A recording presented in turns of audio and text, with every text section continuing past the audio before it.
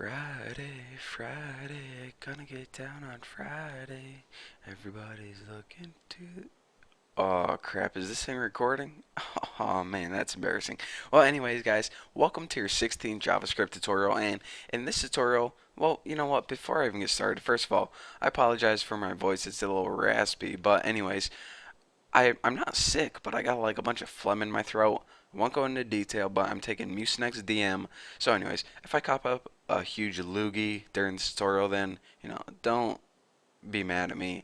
It's destiny. It's bound to happen, so just deal with it. So anyways, let's go ahead and talk about nesting, what it is and why it's useful. Before when we had an if statement, it's basically said this.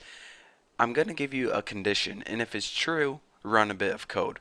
Well, now what we can do is nesting is the idea that you can have an if statement and you can stick another if statement inside it. And then it's going to say basically, I'm going to give you a condition and then I'm going to give you another condition, and if they're both true, then run a bit of code. So it's just saying instead of passing one test, you have to pass two tests instead. So let's go ahead and give you guys an example before you get extremely confused. So I'm going to go ahead and set my first name equal to Bucky because that's my dang name. And then go ahead and set my last name equal to Roberts because that's my dang name. And now let's go ahead and build a basic if statement, what we learned before.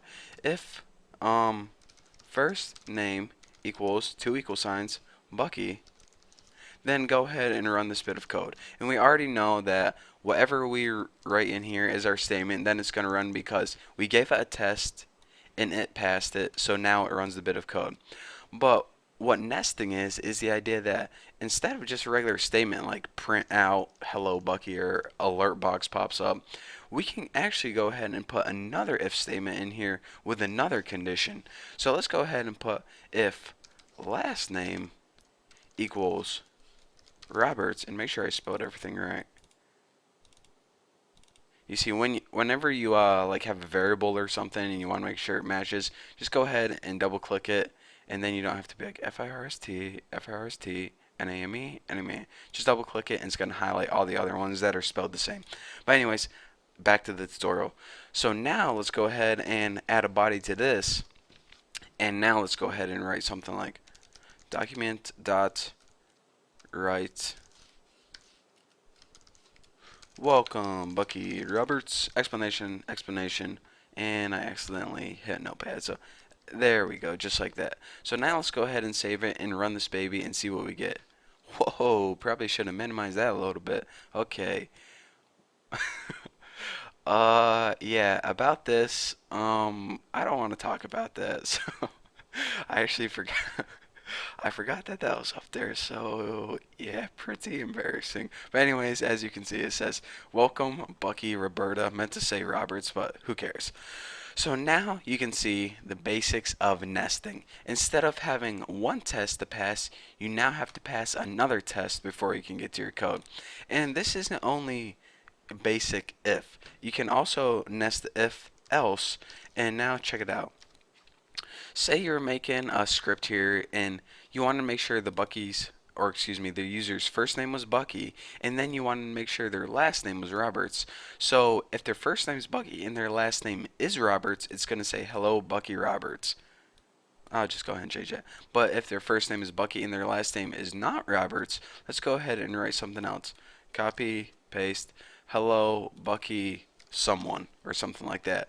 So now if your variable was Bucky Covington or something like that, you go ahead and it says welcome Bucky someone because it passed this first test right here. So it got in. His first name was Bucky, but then it says, is your last name Roberts? Well, no. So I'm going to go to else, and that says welcome Bucky someone.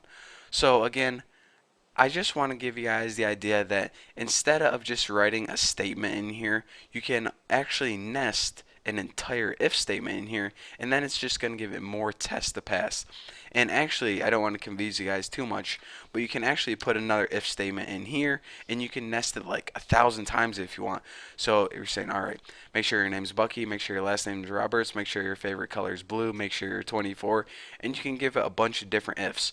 But actually, if you guys are thinking about doing that, there is a lot easier way. So mostly people nest, you can probably nest three ifs instead of inside each other, and that is, most the deepest that people go. If you want to get deeper than that, then there are better techniques, and I'm going to show you guys those techniques in the upcoming tutorials. But I guess now that the cat's out of the bag, then I'm going to go back to watching my favorite music video, and I guess I'll see you guys in the next tutorial.